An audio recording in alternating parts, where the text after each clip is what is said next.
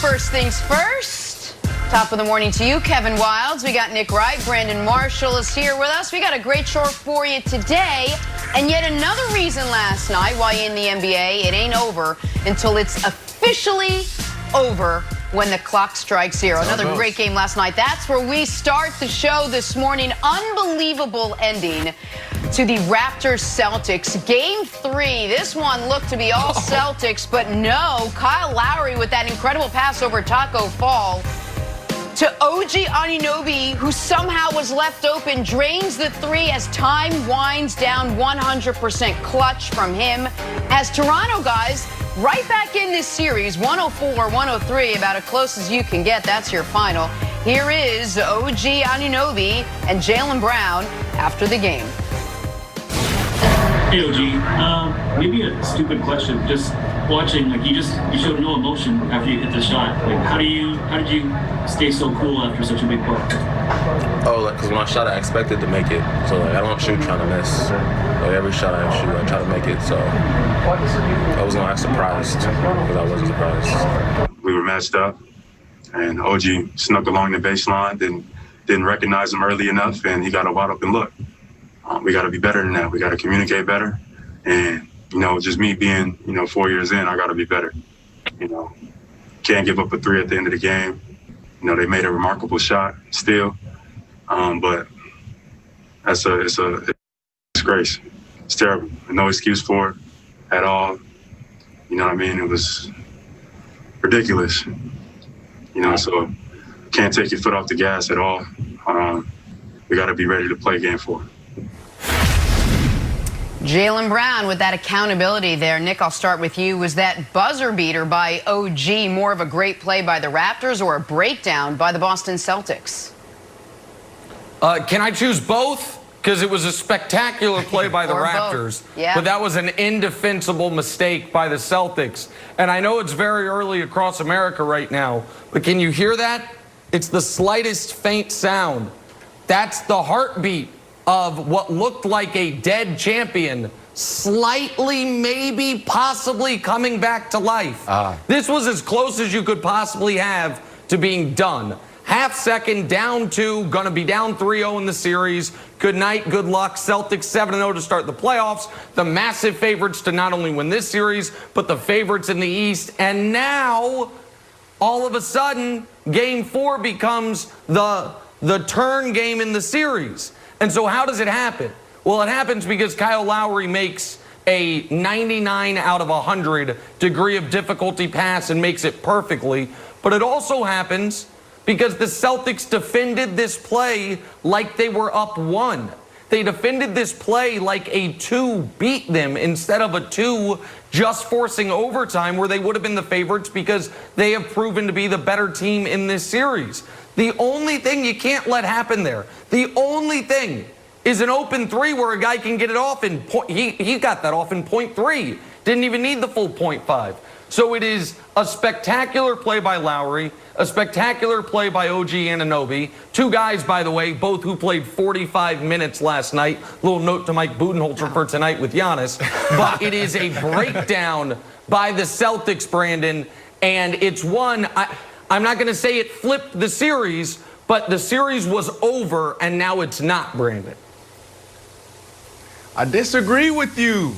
This was an amazing play by the Raptors. It was all about the Raptors. When in defense, you know this. You have less than a half a second in the game. You have one of the freakish all-time centers in the paint. You protect the paint. You got Gasol in the paint. You have to protect the paint. That's the #1 responsibility. If the ball's on the front side, backside defender has to protect the block and the paint. That's exactly what they did.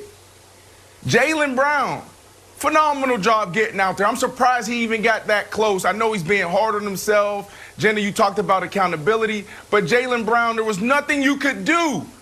They had a great call. You have Lowry take the ball out, throw it over a 7'10", it seems like, Taco. Yeah. Like there's nothing they could do. So Wildes, I don't know how you feel about this, but for me, I think it was a great call. It was a great play by Kyle Lowry. The defense had to do exactly what they did, and that was protect the paint. Yeah, I thought Jalen was a little hard on himself. Like, if you're going to lose on an amazing shot, like, so be it. But I love Jalen's passion. The other thing, Nick, if we're talking about the other series, this shows why you have your court general throw the ball in. So, like, I know we're this little Monday morning quarterback, but, like, that's why I would have Chris Paul take the ball for OKC. We just saw, we just saw it. That wasn't the play. Like, people are like, oh, what a brilliant play. Like, that's Lowry making a call, like basically calling an audible, seeing how it plays out, and throwing the ball across court. And that's the Wilds. That's the difference. Go ahead. Wilds, I'll let you finish, but you got Nick Nurse out there and Brad Stevens engaged in a high-level chess match, and Billy Donovan's over here playing Connect 4. I mean, that's the difference. Like, it's not, and so that is where, like, coaching really matters. And so I agree with you 1,000%. Go ahead. Again, I don't want to derail it, but it got worse when I saw the new quote from Russ that we didn't get into the show yesterday. When Russ like, yeah, I knew that play. It's like, Billy Donovan, you're drawing up plays that Russ knows. Like, what are you doing? So that's your 48-hour-old take on Rockets Thunder if you needed it.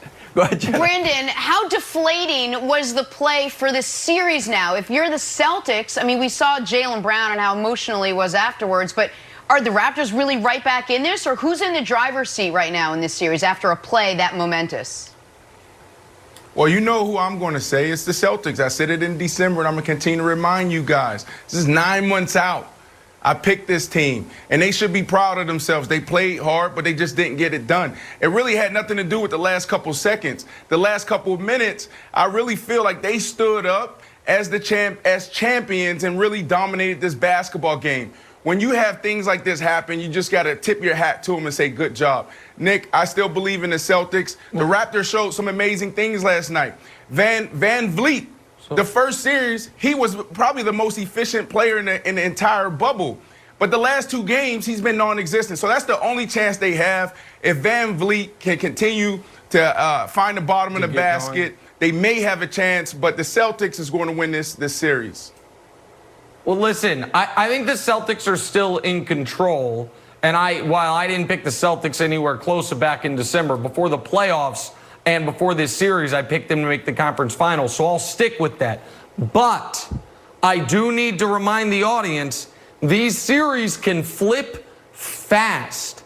The Celtics last year won their first 5 games of the postseason, and then all of a sudden lost 4 in a row, and their season is done. Last year, the Milwaukee Bucks are up 2-0 on these Raptors.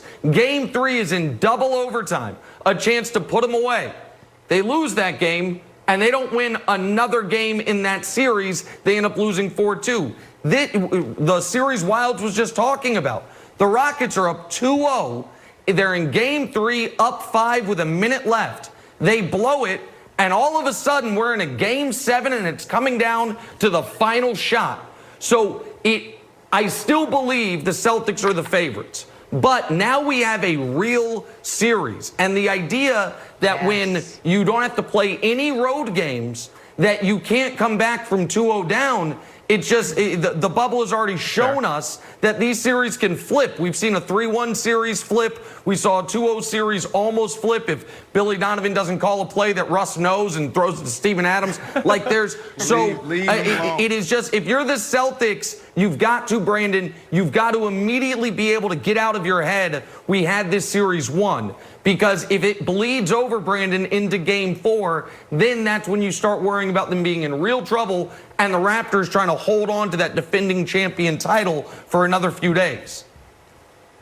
It's over. It's over. The Raptors, they don't have Kawhi anymore, Nick. Who's that guy that's going to carry them the rest of the way? They don't have that. Kyle Lowry, I mean, hats off to him. He's a phenomenal leader. He's an amazing talent. But at the end of the day, he's not enough.